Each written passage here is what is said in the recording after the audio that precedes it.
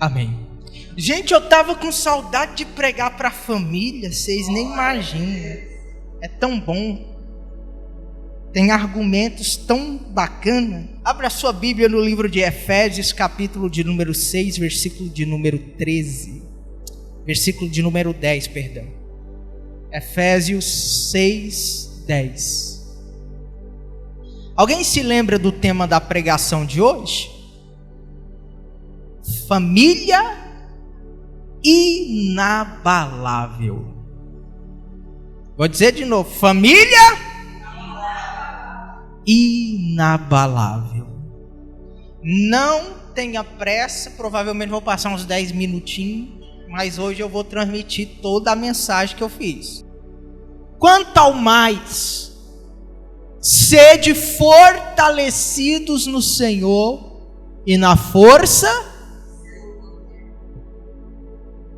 revesti-vos de toda a armadura de Deus, para poderdes ficar firmes contra as ciladas de quem? Porque a nossa luta não é contra o sangue e a carne, e sim contra os principados e potestades, contra os dominadores deste mundo tenebroso, contra as forças espirituais do mal nas regiões celestes.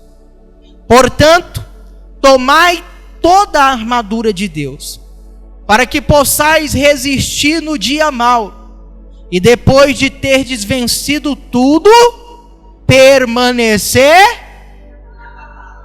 Amém. Pode se sentar, diga glória a Deus. Graças a Deus. Como os irmãos bem puderam ver, a nossa luta não é e nem contra o sangue, mas contra os principados, contra os espíritos dominadores deste mundo, contra as forças espirituais do mal nas regiões. O inimigo, ele atinge as famílias. Nós temos base bíblica para dizer que o inimigo, ele atinge as famílias para tentar nos atingir. Nós temos base bíblica lá em Jó, quando ele ataca ali o casamento de Jó e os filhos de Jó. Tudo isso com o intuito de atingir a fé de Jó em Deus, o temor de Jó por Deus.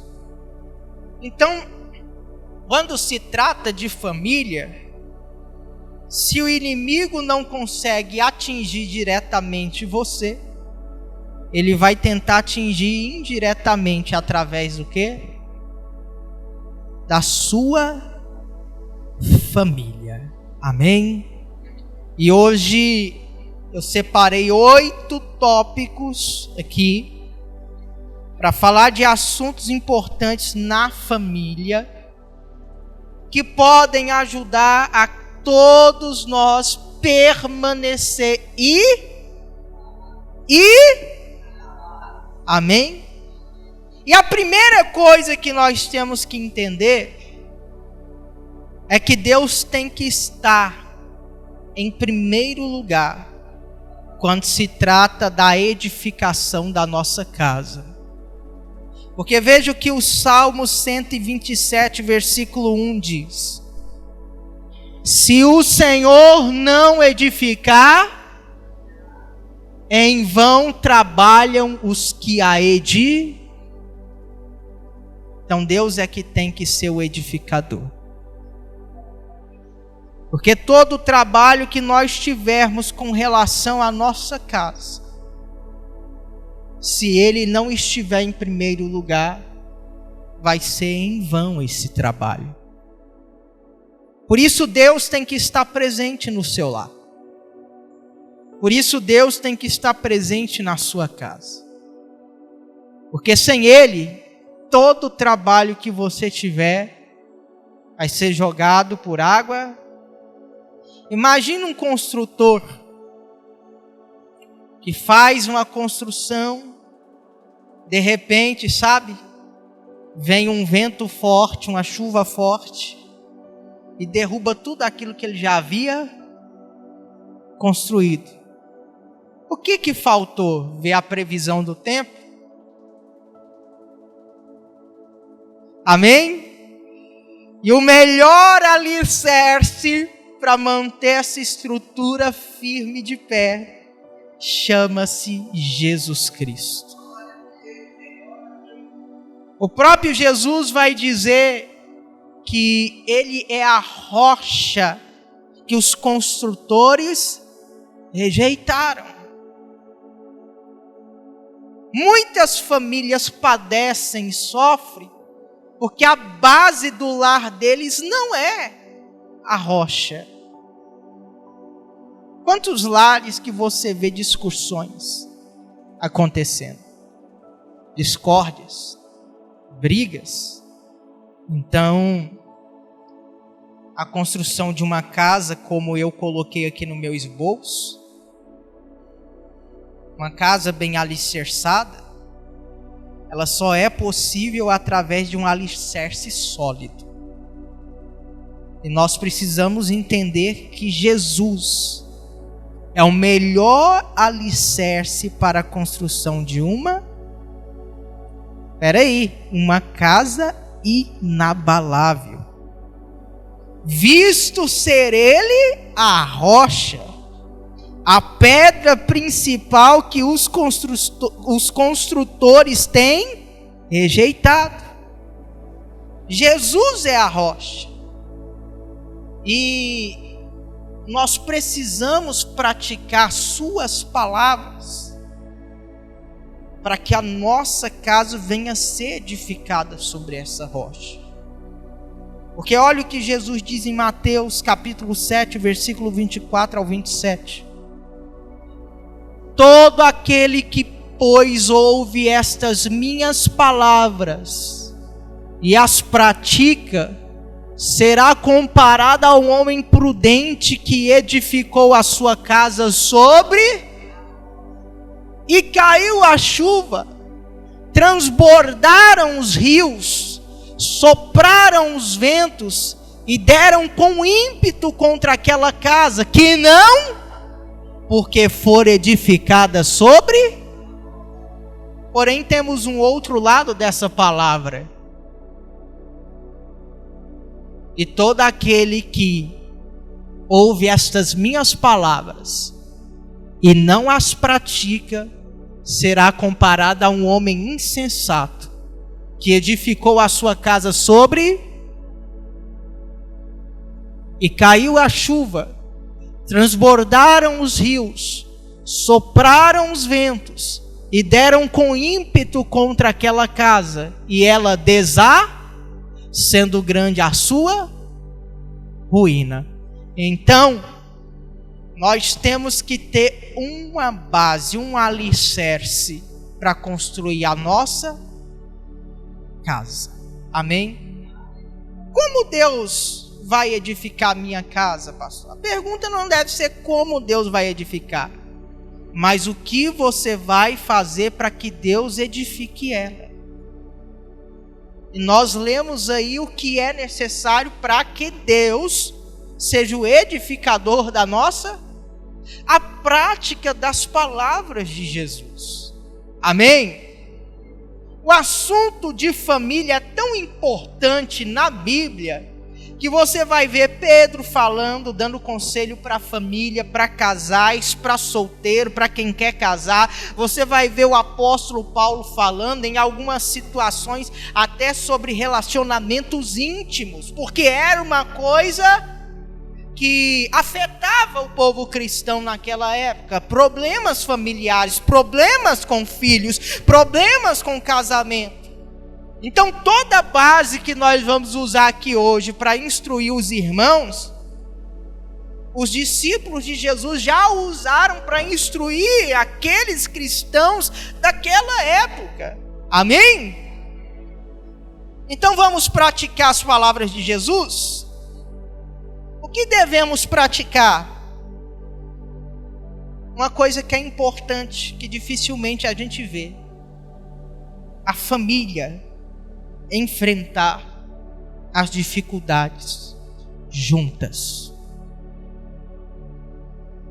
Vejamos o que diz 2 Reis, capítulo de número 4, versículo de número 3 ao 5. Então disse ele: vai, pede emprestadas vasilhas a todos os teus, vasilhas vazias, não poucas. Então entra e fecha a porta sobre ti e sobre os teus, e deita o teu azeite em todas aquelas, põe a parte a que estiver. Partiu, pois, dele e fechou a porta sobre si e sobre os seus. Estes lhe chegavam as vasilhas e ela... Alguém conhece a história dessa mulher aqui? Uma viúva. Essa mulher, ela não tinha nada em casa a não ser o quê? Estava endividada. Mas havia uma coisa entre ela e seus filhos que pouco há entre as famílias da atualidade.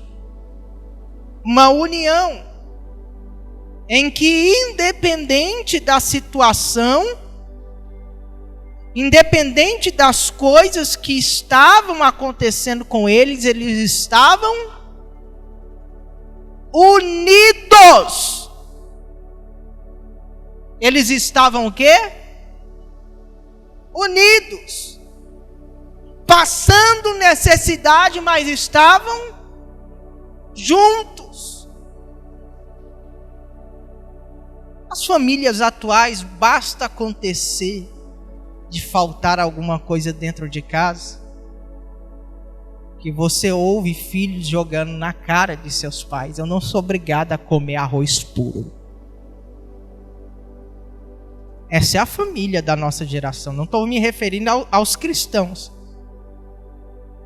mas essa é a família das nossas gerações,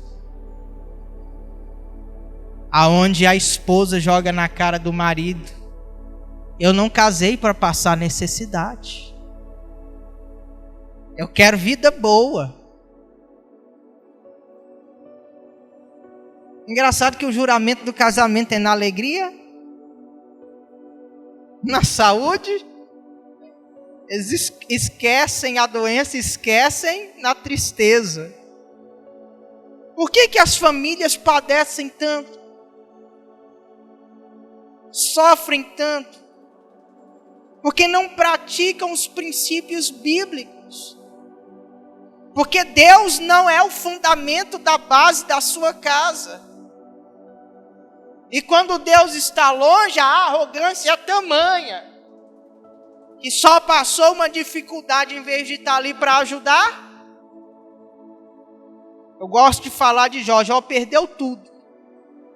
A única pessoa que podia fortalecer ele naquele momento em que ele perdeu bens, em que ele perdeu seus filhos, em que ele perdeu saúde, era a esposa. E o que a esposa falou? Nós estamos nessa situação por tua culpa. Amaldiçoa teu Deus. E ele relatou para ela: você só aceita o bem que vem de Deus e não quer aceitar o mal? Olha que situação esse homem estava. Ao invés de passar unidos os sofrimentos, sabe? Enfrentar: não, isso aqui vai passar. Mulher, ao invés de dizer para o marido: não, vai passar, nós vamos enfrentar juntos. Não, nega a sua fé, morre, para. Tá vendo? O que está resolvendo você ir na igreja? Você ser fiel a Deus, está resolvendo nada. Então, passar por problemas unidos é a solução, uma das soluções para que a sua família permaneça inabalável. Os filhos reconhecer que quando o pai não tem dinheiro para comprar o que ele quer, tudo bem, pai.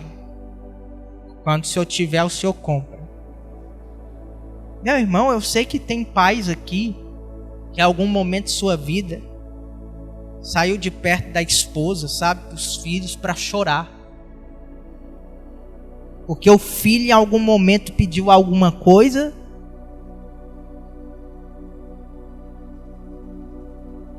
Mas se lembre, eles estavam ali junto com você. Eu falo isso, eu começo até a lacrimejar os olhos. Porque já passamos situações parecidas, sabe? Em que a gente não tinha condição. Mas Deus é fiel, amém? As brigas são constantes no lar também. Porque são pessoas diferentes umas das outras. Meu patrão esses dias me perguntou o que eu achava dos homossexuais, se a gente deveria exterminar eles. Aí eu dei uma resposta para ele, mas eu dei uma resposta sábia, né? Porque lá tinha muitos homossexuais. E falei para ele, olha, de um ponto de tolerância, nós temos que aceitar independente. Porque olha para mim, tem pessoas que não gostam de mim, que queria que eu estivesse morto. Se nós fôssemos exterminar todas as pessoas que a gente não gosta por causa do seu comportamento, de suas ideologias, não ia sobrar ninguém. Mas de um ponto de vista bíblico, eles devem se arrepender. Porque Deus não aceita ninguém do jeito que é. Essa história de que Jesus aceita eu como eu estou é mentira. O próprio Jesus diz, aquele que quiser vir após mim, negue-se, depois tome a sua cruz e siga-me. Ele falou para o quê? Negar a mim o seu eu. Então a família tem diferenças. Então vai haver algumas discórdias. E no momento em que haver algumas discórdias, é necessário perdoar uns aos outros. Vejamos o que diz Colossenses capítulo de número 3, versículo de número 13.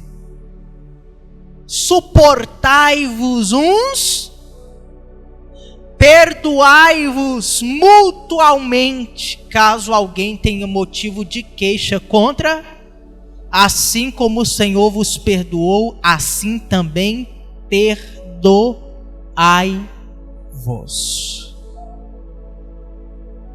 Não deixe o sol se pôr, a Bíblia diz isso, diante da sua ira.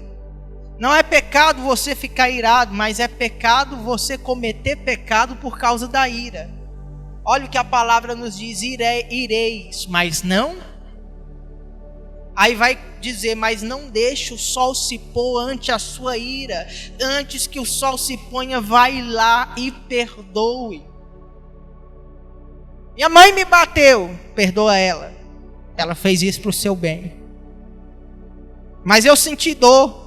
Que bem foi esse para mim? Porque você desobedeceu.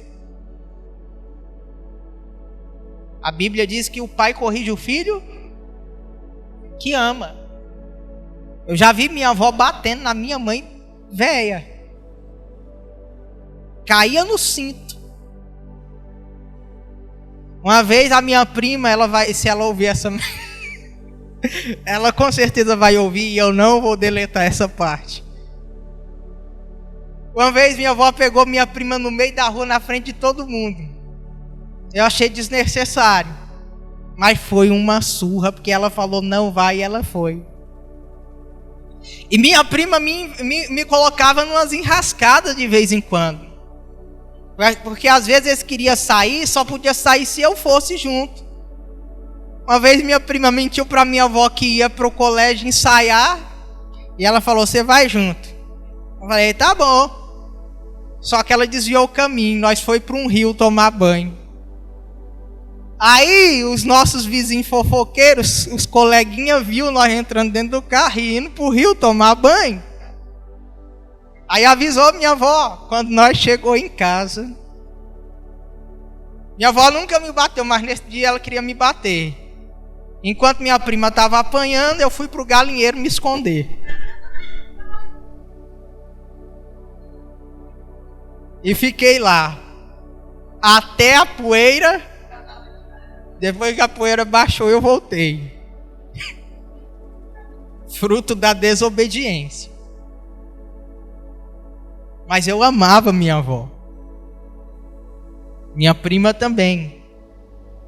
Minha prima tem minha mãe como mãe dela também. E minha mãe brigava, viu? Pensa numa mulher que brigava. E apesar disso tudo, o perdão prevaleceu. Diga glória a Deus. Porque se nosso lar não obtiver essa prática do perdão, Deus não vai nos perdoar. E se Deus nos perdoar, é uma porta gigantesca para o diabo entrar. E se ele entrar, vai ser como uma tempestade, vai soprar vento, vai derrubar tudo. Eu conheço casais, meu irmão, eu não vou citar nomes aqui, mas conheci um casal, não, eu acho melhor não falar, deixa quieto. Mas eles chegaram num ponto de separar. E eu fui na casa deles, conversei, mostrei a Bíblia, preguei isso aqui, o perdão. Nossa, hoje eles estão bem demais da conta. Mas se não houvesse um perdão ali entre os dois, haveria uma destruição da família. Tinha filhos ainda pequenos. Imagina o trauma que é. Então há uma necessidade de se liberar perdão como Cristo nos perdoou.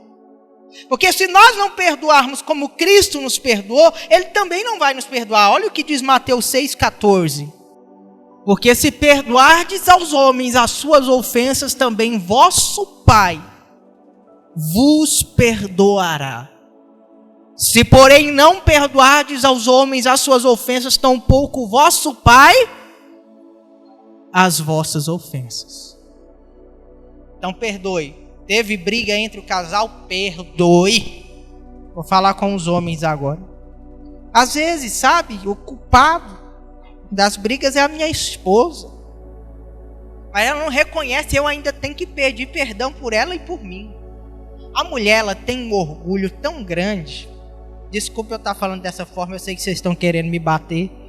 Mas a mulher, ela tem um orgulho tão grande que se a gente não pedir perdão primeiro, elas não pedem perdão. Elas não melhoram o semblante. Fica assim até a gente pedir desculpa. Mas vale a pena. Porque pelo menos a iniciativa você tomou. O vitorioso está sendo você. Amém? E depois você vai ver como tudo vai ficar. Vai ficar bem. Porque se viver com esse rancor o resto da vida, vocês não vão ter uma vida de casados.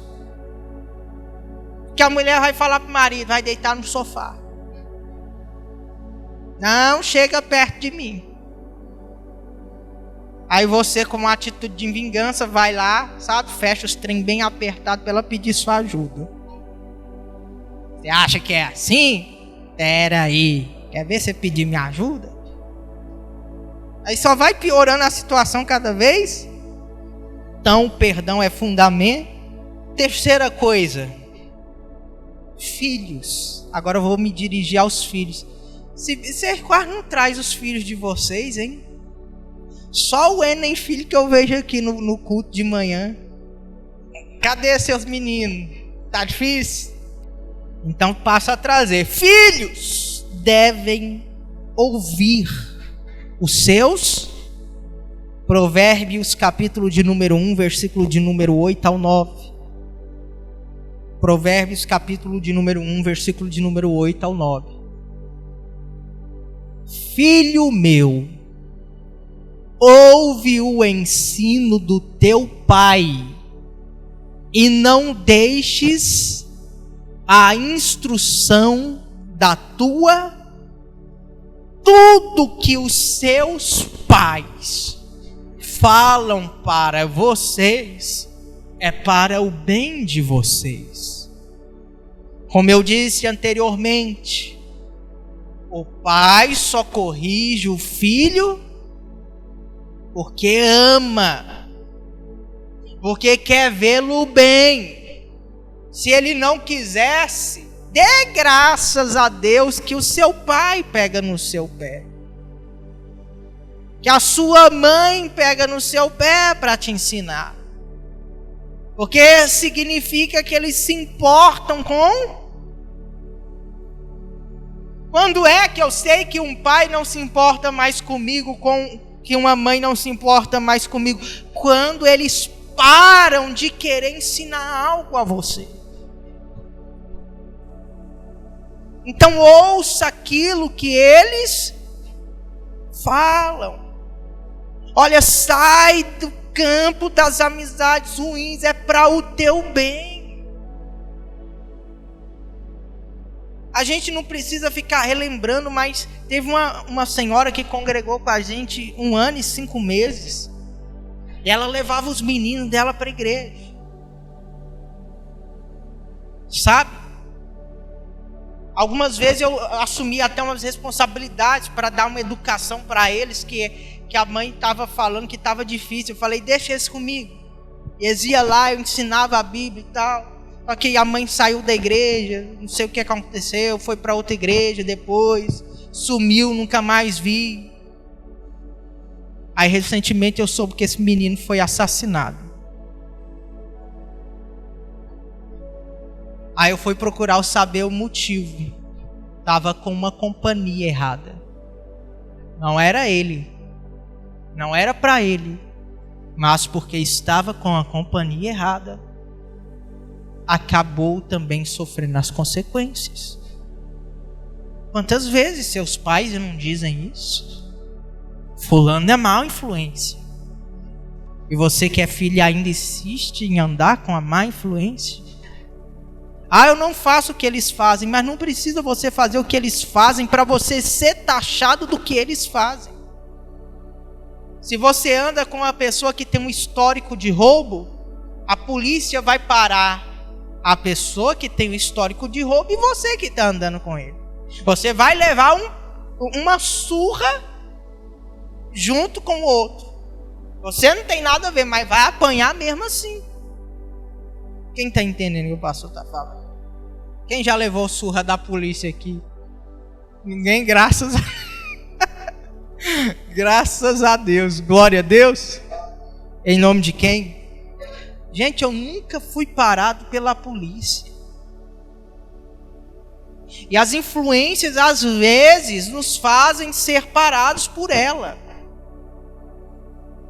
Sabe, a juventude de hoje se inspira bastante naqueles... Como é que eu posso dizer? Zé Droguinha? Maloqueiro? E tudo mais. É os que mais são parados pela polícia. Anda decentemente, para de falar gíria, tem uma língua saudável. Eu quero ver se alguém vai parar você por causa do respeito, sabe? A pessoa, os policiais, eles têm um treinamento. Então ele vê a pessoa se portando, ele sabe que aquela pessoa ali não está envolvida com coisa errada, porque vê o procedimento da pessoa, o bom procedimento, até a forma como a pessoa se veste. O andar da pessoa. A pessoa, se eu sair daqui com uma bermuda de Zé Droguinha na rua e andar todo gingando assim, perto da polícia, o que vai acontecer comigo? Ainda mais se eu estiver dando baculejo. Então ouça os seus pais. Os pais vão chegar em casa e vão falar isso para os filhos. Pastor, eles não me ouvem, por isso que é necessário trazer na igreja. Porque quando eles vêm na igreja, eles ouvem a voz do próprio Deus, não é o pastor. Eu só estou sendo um canal aqui para Deus falar contigo. Provérbios capítulo 4, versículo 1 ao 5, também diz o seguinte: ouve, filhos, a instrução do pai, e estai atentos para conhecerdes o entendimento. Porque vos dou boa doutrina, doutrina é ensinamento. Não deixes o meu ensino. Quando eu era filho, em companhia de meu Pai, tenro e único diante de minha. Então ele me ensinava e me dizia: retenha o teu coração as minhas palavras, guarda os meus mandamentos e vive. Adquire a sabedoria, adquire o entendimento e não te esqueças das palavras da minha, nem delas te apartes. Então ouça, conselho de um pai, de uma mãe, pode não ser bom para você hoje, mas quando você não tiver ele, você vai se lembrar. E é doído, viu? Como é doído. Agora um conselho para os pais. Pare de aborrecer seus filhos. Usam a sabedoria para tratar eles. Olha para eles hoje, veja como você era na idade deles. Eu sei que muitos aqui já sofreu aborrecimento de pais. Chegaram a ficar irados por causa de atitude de alguns pais. Não pare de aborrecer os seus filhos. Olha o que a palavra diz, Colossenses capítulo 3, versículo 21. Pais, não irriteis os vossos, para que não fiquem desanimados. Às vezes muitos deles não vêm à igreja, porque você fica pegando no pé a toda hora. O bom procedimento é o melhor convite. Como nós já lemos em alguns casos de algumas mulheres que queriam que seus maridos se convertessem, mas só ficava no convite, elas não mostravam com procedimento. Às vezes é irritante, sabe? Ficar no pé toda hora por alguma coisa. É fácil você saber. Como eu disse, olha para o tempo em que você era jovem, para que o tempo que você era filho. Lembre-se dos aborrecimentos que seus pais passaram para você, e agora você está fazendo o mesmo com seu filho. Interessante, né? Mas agora eu me tornei pai. Recentemente um colega meu contou que o filho da esposa dele se matou. Eu imagino o motivo. Pela história que ele me contou. Muito aborrecimento. Muita coisa no ouvido do menino. Ficar pegando no pé direto. Aí um dia eles fizeram uma viagem. Isso foi recente, viu? Não vou falar quem. Fizeram uma viagem. O menino foi lá e se enforcou. Será que ele estava sofrendo pressionamento? Tem pais que estão doidos para os filhos inteirarem 18 anos só para mandar sair? Calma, tenha paciência, não é assim. Ensina o menino a trabalhar, mas não faça isso. Ele inteirou 18 anos. Esperou inteirar 18 anos. Porque ouviu muita coisa dos pais. É claro, eles não vão assumir isso agora, né? Mas pelo que eu ouvi, eu já formulei o que estava acontecendo ali. Quem está entendendo o que o pastor está falando? A infância do seu filho não vai voltar atrás. Ele quer brincar sobre a sua supervisão, você sabe com quem ele está andando, deixa. Só não deixa distante dos seus olhos. Amém? Mas deixa. Quer jogar um videogame? Deixa. É melhor ele estar dentro da sua casa. A infância dele não vai voltar. Então deixa. Mas tudo com sabedor. Uma coisa que é principal aqui também, para resolver todas as questões familiares: o amor. O amor na vida do casal e também de toda a família. Ele é fundamental. Porque o amor é com os princípios dele que a gente faz com que a nossa família permaneça unida, inabalável. Olha o que diz 1 Coríntios capítulo 3, 13, versículo 4. Olha os frutos do amor. Vamos lá? O amor é o quê? Por falta de amor, muitos não têm. É benigno. O amor não arde em ciúmes. Já aconteceu de você dar mais amor para um filho do que para o outro e ele ficar com ciúmes? E de repente ele meter uma paulada na cabeça do outro? Nós temos relatos bíblicos de que um irmão ficou com ciúmes do outro, porque Deus aceitou a oferta de um. Olha o que isso causou. O primeiro assassinato já registrado na Bíblia. Então dê amor para os dois, não é só para um, não tem favorito. Os dois são seus filhos, independente se um presta ou não presta. Se um é mais inteligente ou o outro é mais burro. Os dois são seus filhos.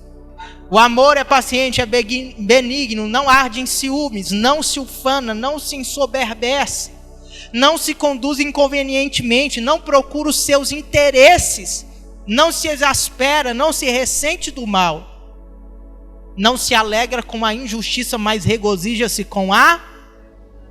Tendo amor, tudo sofre, tudo crê, tudo espera, tudo suporta. É necessário com que os maridos amem as suas esposas, com que as esposas amem seus maridos. Vamos aprender uma liçãozinha aqui em Efésios, capítulo de número 5, versículo de número 22. Esse conselho aqui vai para as mulheres. As mulheres sejam submissas ao seu próprio, como ao Senhor. Como vocês têm sido submissas para com Deus? O conselho ali de Paulo aos Efésios é para que as mulheres sejam submissas ao seu próprio marido, como elas têm sido ao Senhor. Vamos lá, mas vou explicar essa submissão. Porque o marido é a cabeça como também Cristo é a cabeça sendo este o mesmo do corpo. Continua. Como, porém, a igreja está sujeita a Cristo, assim também as mulheres sejam em tudo submissas ao seu. Vou dar uma lição para as mulheres agora. O que é ser submissa aos seus maridos? Ele é o homem da casa. O que significa, não é que ele é a autoridade maior, porque nós sabemos muito bem que quem manda dentro de casa, que a última palavra é de quem, seu Lázaro? Que quem é que fala mais alto na casa do senhor lá? É a... Tá vendo? A submissão no sentido de que ele é o seu marido. Ele é o sexo forte. Ele é o protetor. Ele é o provedor.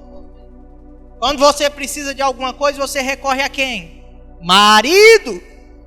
Para abrir uma torneira que está difícil de abrir. Marido. Para arrumar um cano que está estragado. Eles não arrumam, não? Vixe, agora vocês estão lascados. Elas vão denunciar tudo aqui. Olha a revelação.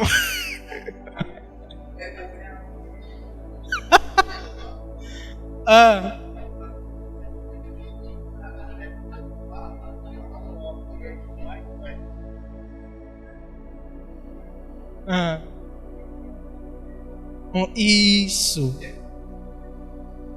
A Dona Maria, exato. Mas aqui tem um ensinamento muito forte, só que esse vai ser para vocês, homens. Calma aí, segura o lombo que tem porrada para vocês também. Amém? Enquanto eu estou falando dela, vocês só estão se alegrando aí, rindo, né? Submissão no sentido de que ele é o sexo mais forte. Amém? Ele é o provedor da sua casa. Sabe o que a mulher espera que você tome, homem? Atitudes.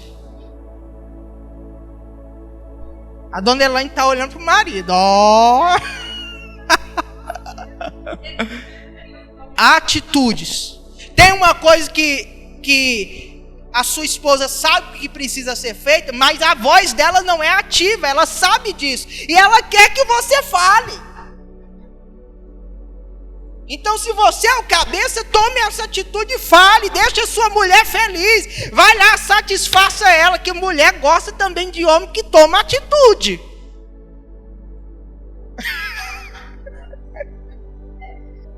Ó, fulano, eu tô precisando disso. O que você vai resolver? Ah, por que você tá falando comigo? É porque você é o homem da casa, miserável.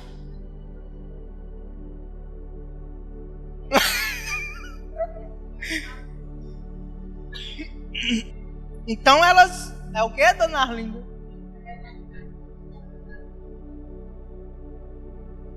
Olha, esses homens hoje tá tudo fraco. Mas eu não julgo não, que às vezes essa daqui também pega no meu pé. Aí quando eu resolvo falar alto, aí ela se coloca no lugar dela. Dona Ângela. Então tome a atitude, faça aquilo que ela quer que vocês façam. Seja cabra macho. Mas não aquele cabra macho de não tomar banho. É o cabra macho de atitude. Que vai fazer aquilo que você não pode fazer, que você não tem autoridade para fazer, que você não tem autonomia. Então essa é a submissão da mulher sobre o marido. Coisas que é você que tem que fazer, não é a função dela. Tem muita mulher que faz a função do marido e da esposa ao mesmo tempo. E até a dos filhos. Então precisou falar alguma coisa? Pera aí, estou aqui para resolver. O que é o problema?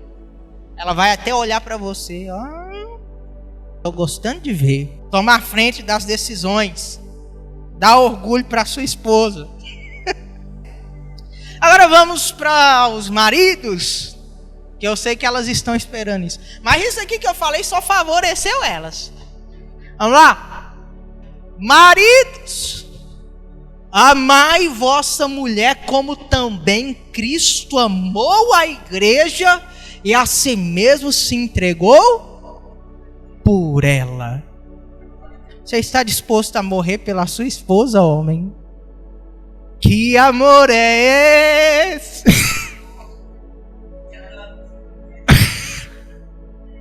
Como foi que Cristo amou a igreja? Ele morreu por ela. Ele perdoou os pecados dela.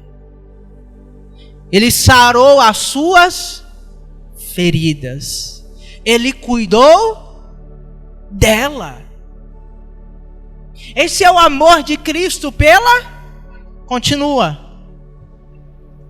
Para que a santificasse, tendo purificado por meio da lavagem de água pela palavra, para apresentar a si mesma igreja gloriosa sem mácula, nem ruga, nem alguma coisa semelhante, porém santa e sem defeito. Você é pão duro até para dar um dinheiro para sua esposa comprar um vestido novo, uma roupa que ela precisa. Aqui não tem criança, mas na hora H lá, você quer que ela esteja toda, sabe, no jeito. Então dá um dinheiro para ela comprar uma roupa íntima. Amém? Pão duro. É o quê?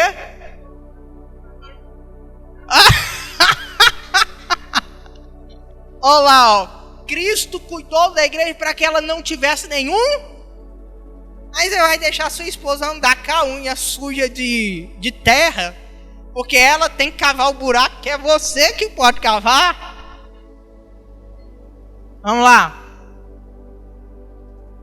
Assim também os maridos devem amar a sua mulher como o próprio. Agora deixa eu perguntar uma coisa para vocês. Vocês não gostam de se vestir bem, homens?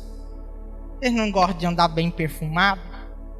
Vocês não gostam de se cuidar? Olha lá. Assim também os maridos devem amar a sua como o próprio. Quem ama a esposa, a si mesmo se ama. Você não é uma só pessoa, vocês são duas que formam. Então o que você faz para sua esposa, você está fazendo para você. Sabe o que dá prazer para o homem? Ele andar na rua junto com a esposa, os outros ficar cobiçando, mas ele saber que aquela ali é dele. Que o privilégio de ter aquela ali, quem tem é eu. Cadê seu Célio? Como é que foi, seu Célio, a história? Isso aí é minha, viu? Aí você vai andar com a bichinha toda desarrumada.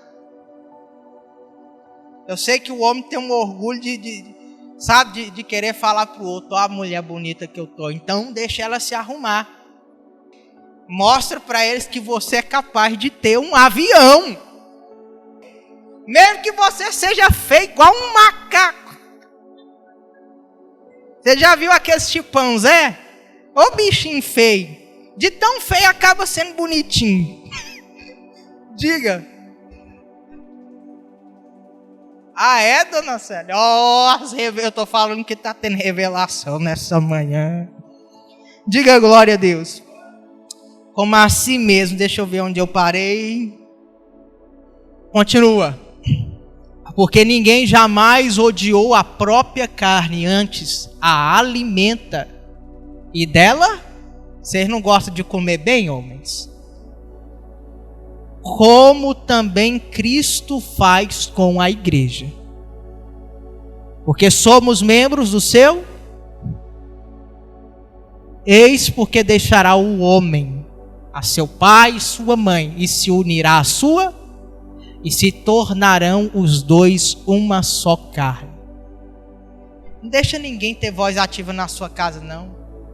Fulano nem mora lá, você está deixando fulano dar palpite. Quem dá palpite lá é você, meu irmão.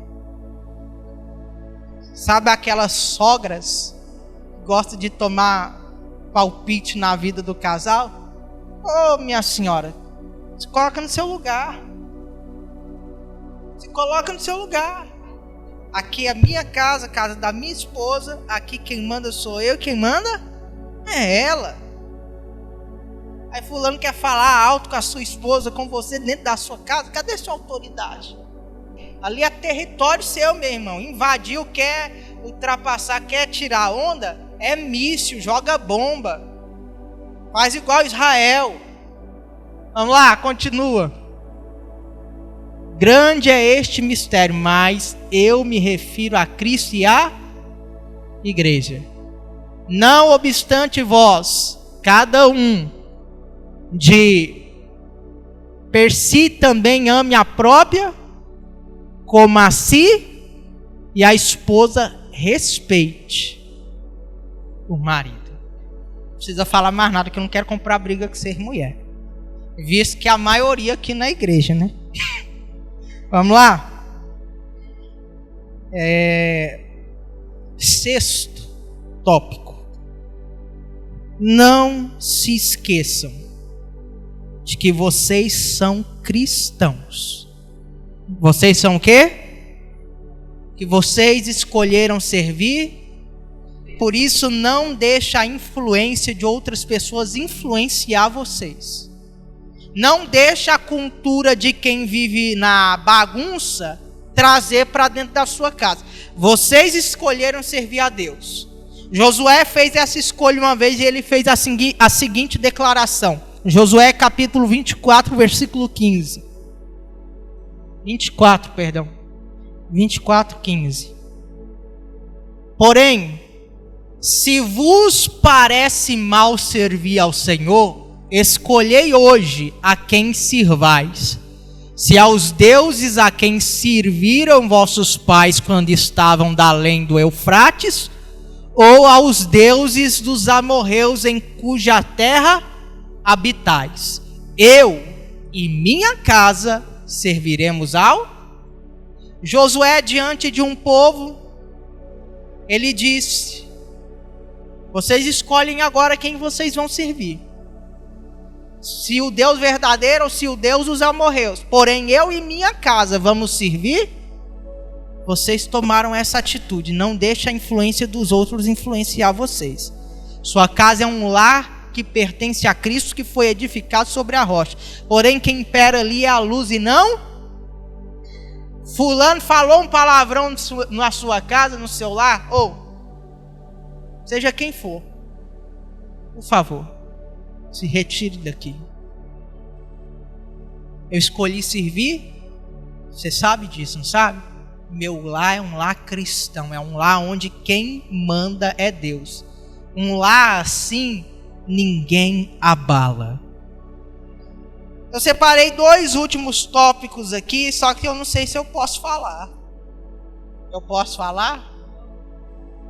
Posso ou não? Quem é casado aqui? 1 Coríntios, capítulo de número 7, versículo de número 1 ao 9. Para vocês verem que está na Bíblia isso aqui. É um assunto importante daquela época. Quanto ao que me escrevestes, é bom que o homem não toque em mulher, mas, por causa da impureza, cada um tem a sua própria, e cada uma o seu próprio. O marido concede à esposa o que lhe é devido, e também semelhantemente a esposa ao seu. A mulher não tem poder sobre o seu próprio corpo, e sim o... E também, semelhantemente, o marido não tem poder sobre o seu próprio, e sim a... Não vos priveis um ao outro, salvo talvez por mútuo consentimento, por algum tempo, para vos dedicardes à oração, e novamente vos ajuntardes, para que Satanás não vos tente por causa da incontinência. Tem um jovem aqui, mas eu vou falar mesmo assim. Vocês não podem se privar um ao outro, não. Como isso, pastor? Relacionamento sexual. Porque quem age na vida de um casal que se priva do relacionamento sexual, quem é? Olha lá, ó. Para que Satanás não vos tente por causa da incontinência. Meu marido está me traindo, por quê? A natureza humana sabemos muito bem, Paulo diz. Era bom que homem não tocasse em mulher, mas por causa da impureza, cada um tem a sua própria esposa e cada um tem o seu próprio. Então o ser humano tem certas necessidades que só podem ser realizadas entre um casal. E se privar não é remédio. É abrir brecha para Satanás. Por que você acha que Davi cometeu adultério com Batseba? Urias estava muito tempo sem ir na sua casa porque estava na guerra. Porque estava onde? E sabe quanto tempo eles ficavam na guerra? Muito tempo. Imagina essa mulher sem relações com o marido. E imagina Davi, que ficou em casa, sem fazer nada, preguiçoso, olhando uma mulher tomar banho. Cometeram? É a natureza humana. Então não faça isso. As mulheres gostam de fazer isso para se vingar do marido. Hoje ele não vai ter. É um assunto bíblico, gente. É uma coisa que atrapalhava o povo cristão. Tanto é que Paulo vai dar conselhos para o povo cristão por causa disso. Não pode. Os homens agora estão me agradecendo. Não pode se privar um do outro. Se fosse privar, Paulo diz lá, por mútuo consentimento, ou seja, quando os dois não querem. Você viu lá que a mulher não tem poder sobre o seu próprio corpo e sim o... Sendo assim, meu irmão, ele quem manda. Agora vamos para o outro lado. A mulher, o homem também não tem poder sobre o seu próprio, e sim ela manda em você e você manda, né? Que confusão que isso não vai causar. não deixe Satanás agir. A traição acontece geralmente porque o relacionamento sexual não está indo bem. Isso, pesquisas comprovam que o maior motivo da traição chama-se relacionamento que não está indo bem.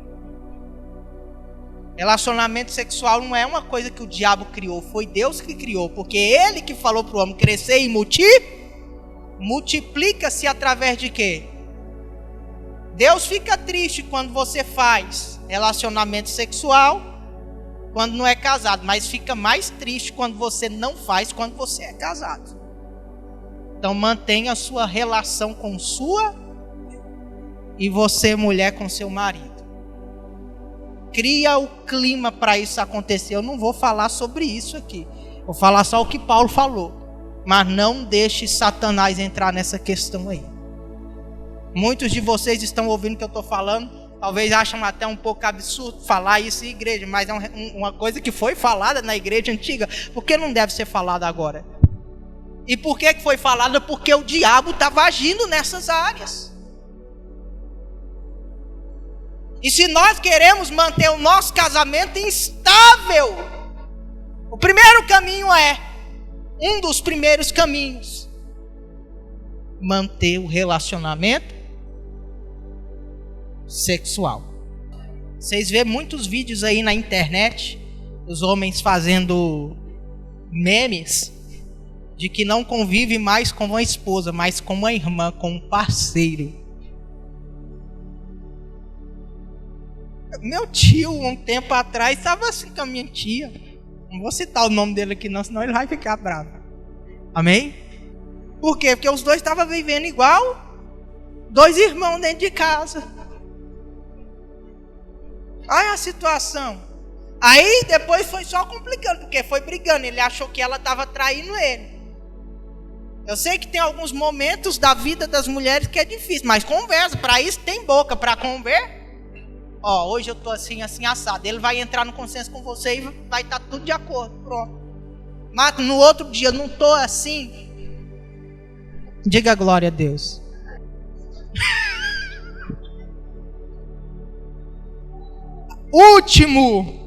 Última recomendação para manter uma família inabalável. 1 Coríntios 7, versículo 10. Ora, aos casados ordeno não eu. Paulo está falando, não é eu que estou dando conselho. Agora já é Deus. Aos casados ordeno não eu, mas o sem que a mulher não se separe do marido. Se porém ela vier a separar-se, que não se case, ou que se reconcilie com seu marido e que o marido não se aparte da sua. Mas aos mais digo eu, Paulo agora está falando, agora é meu conselho. Não, Senhor, se algum irmão tem mulher incrédula e essa consente em morar com ele, não a abandone. E a mulher que tem marido incrédulo e essa consente em viver com ela, não deixe o marido. Porque o marido incrédulo é santificado no convívio da esposa. E a esposa incrédula é santificada no convívio do marido crente. De outra sorte, os vossos filhos seriam impuros, porém agora são santos. Se tiver separação, não tem estabilidade. Aí o que adiantou Deus trabalhar para edificar essa casa? No início eu disse que Deus tem que ser o edificador. Mas eu não disse que você não tem que fazer a sua parte. Porque o Salmo 127, versículo 1, fala da ação de Deus na edificação da casa, mas também fala da ação humana. Quer ver? Vamos lá. Se o Senhor não edificar a casa, em vão trabalham os que a edificam. Trabalham. Quem é que trabalham? Vocês. Então tem a ação humana. Tem que ter Deus, mas tem que ter a ação humana. Tá irritado? Perdoa logo para não deixar acontecer separação. O título da mensagem que eu acabei de ler chama-se Família Instável. Se houver separação, que família inabalável é essa? Não é inabalável, abalou. Meu marido não é convertido, luta para se converter. Tem mulheres aqui que lutou e isso aconteceu. Quantos testemunhos eu já não ouvi aqui? O esposo da senhora, antes de falecer, não foi para a igreja depois que a senhora passou aí? E eu pergunto, senhora, ele já foi em alguma igreja crente? Antes ele já tinha ido em alguma igreja crente? Fala aí. Odiava crente. E por que ele foi para a igreja? Porque ele disse que a palavra sua era muito bonita. O quê? A palavra era muito bonita. Aí ele passou aí na igreja. Foi.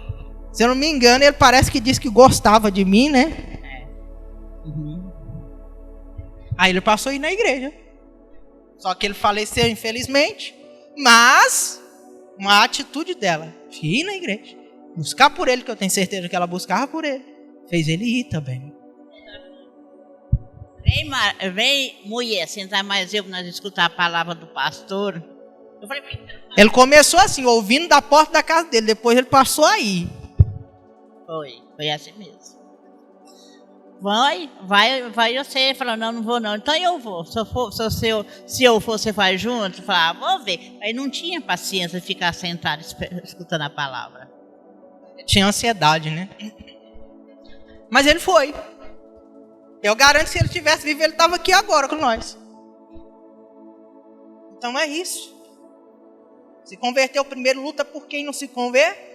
Que daqui a pouco você vai ver o marido incrédulo se convertendo por causa de você, mulher crente. Daqui a pouco você vai ver a mulher incrédula se convertendo por causa de você, marido que é crente. Alguém tem que lutar pela família. Quem tem lutado? Pastor, antes era minha esposa.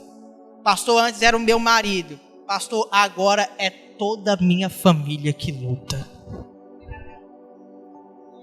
Só falta 2 então se converter? Aleluia. Amém, igreja? Em nome de quem? Quem entendeu a palavra? Foi alguma coisa relevante para vocês? Outra oportunidade a gente fala mais sobre a família. Eu gosto muito de pregar para a família. E na outra oportunidade a gente vai ter essa. Espera aí, seu Geraldo. O que aconteceu, seu Geraldo? Aconteceu que sexta-feira tinha que levar os exames para o médico olhar, né? E antes de eu ir, eu dobrei meu joelho no meu quarto, pedi a Deus, falei, meu pai, eu peço ao Senhor que não é de dar nada nesses exames, porque eu sou um servo do Senhor. E aí? Aí, graças a Deus, cheguei lá no gabinete do doutor e falou, seu Gerardo, o senhor está igual uma criança, o senhor não tem nada por dentro, enfermidade, nenhuma enfermidade. Falei, graças a Deus, saí alegre, chorando. Quantos anos o senhor tem? Estou com 68. Então o senhor está igual um neném. Igual um nenenzinho. Glorifica a Deus, igreja. Aleluia. Eu só não vou ler porque está muito já em cima o resultado. Depois nós pegamos esse resultado aí.